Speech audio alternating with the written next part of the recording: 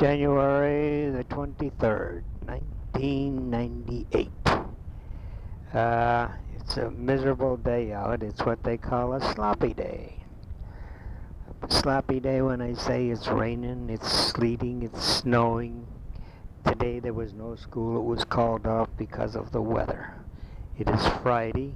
I am doing something that my family and my wife has been after me to do for many years. I am Sam Mattice. I am the son of Nicholas Mattice.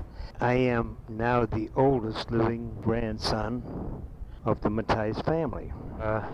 Dorothy and I were married during the war in January 7th of 1943.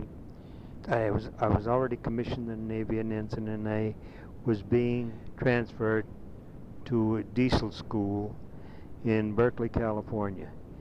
And I had called Dorothy, who was working in New York, and told her we would get married at Christmas time, which we did. And my mother's brother, my Uncle John, married us in Garfield, New Jersey on Russian Christmas dates.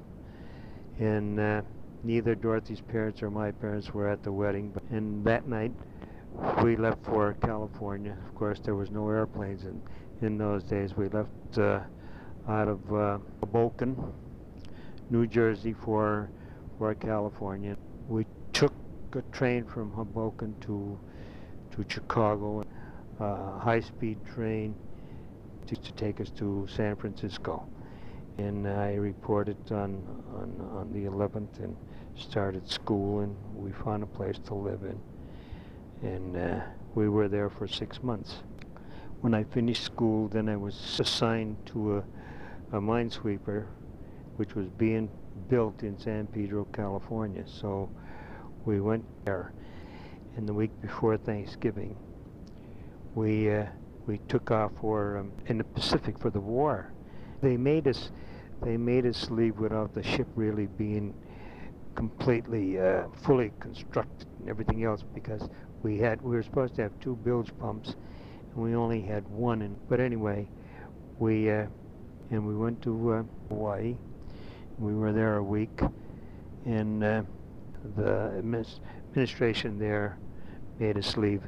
So our next stop was Samoa, mostly just a fuel. Then we stopped in New Zealand. They would not let us go in New Zealand because of leprosy. And we went on from there to Australia. And there's where we got our other engine. And when we were all fixed up and completed, we were assigned and we took off for New Guinea, which that was the beginning of the war zone. And we were just there until the war was over.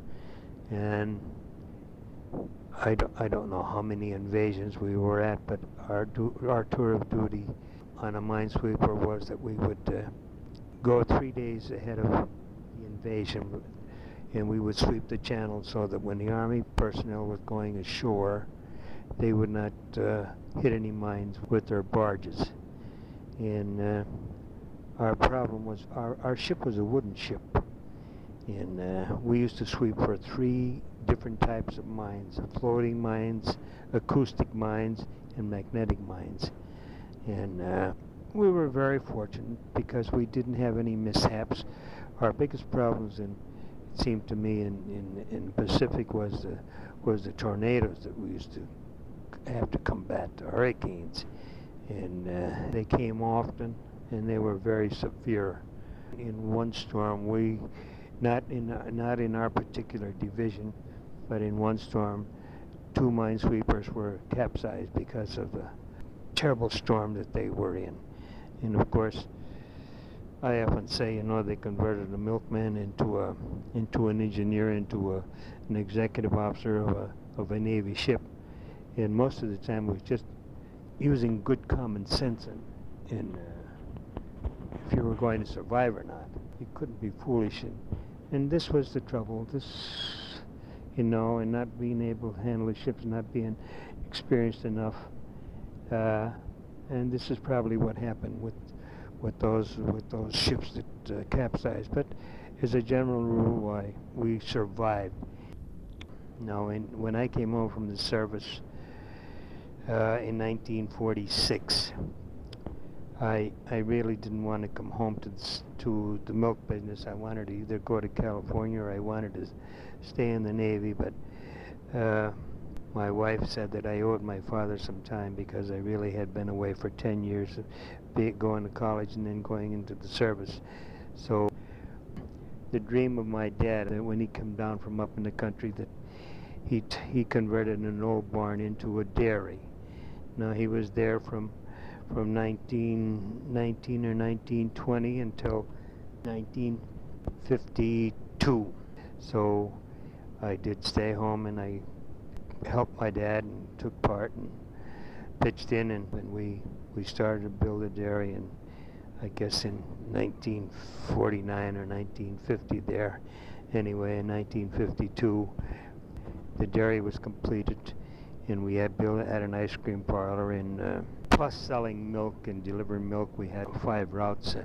Then when we expanded into Carbondale and into Archibald. Up until this time we only serviced German and Mayfield. But when we built a new dairy, we expanded into Archibald and to Carbondale. And we were successful. Now when I have to mention this because when my dad decided to build a dairy, despite the fact that all the years that of the Depression and milk was 8 cents, 10 cents, 12 cents, 15 cents a quart, and most of the business was on the books. And you know, people didn't have any money. Why, you couldn't collect any money from them. And many people told me at my dad's wake that he would come to collect, and especially where there were small children in the wintertime, and they'd be walking around the house with no shoes on and whatnot. Instead of collecting $5, he would leave $5 for them to help to go and buy children the shoes. And that's the kind of a man he was. And yet, when he wanted to build a dairy, he had saved enough money to build a dairy, and I had gone over the books, and I counted that there was $46,000 of uncollectible debts that people owed my father while he was in the business. And it's incomprehensible that he could save enough money to build a dairy, which he had. And I guess you got to give my mother credit for that, because she was the one that took care of the money and took care of the savings and everything else. But they did it. They were successful. They were, and they did what they wanted to do. So in 1952, we opened the new dairy, and we were successful in our ice cream parlor and everything else. And my dad always had a heart condition. He was scalded as a child, and for a time he was blind, I guess.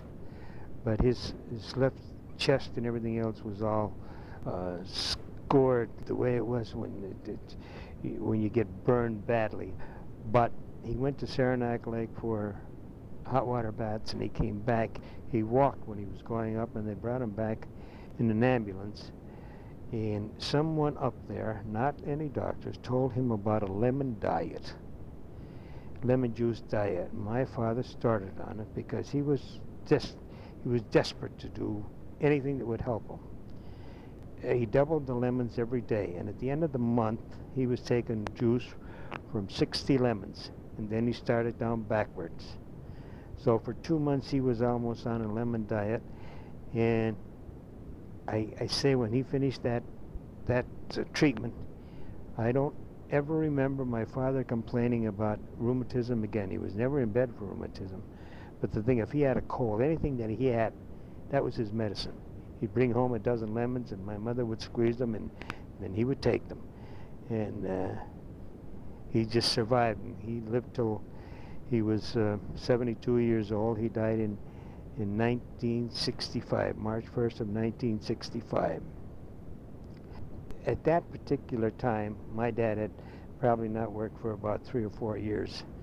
He used to like to go into the ice cream parlor, and he would visit with customers to come in. When he couldn't make it over to the ice cream parlor, then he was ready to die. And this is about what he did do. He just didn't want to live anymore.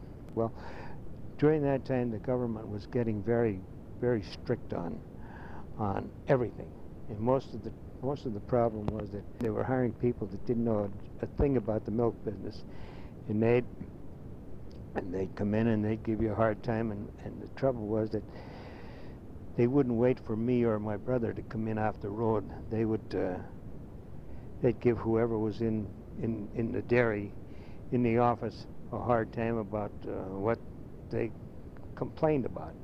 And many, many times when Dorothy took over the office, I'd come home off the road and I'd find her crying. And anyway, we got out of the milk business in 1968. In 1968, I sold my business to Abbott's Dairies.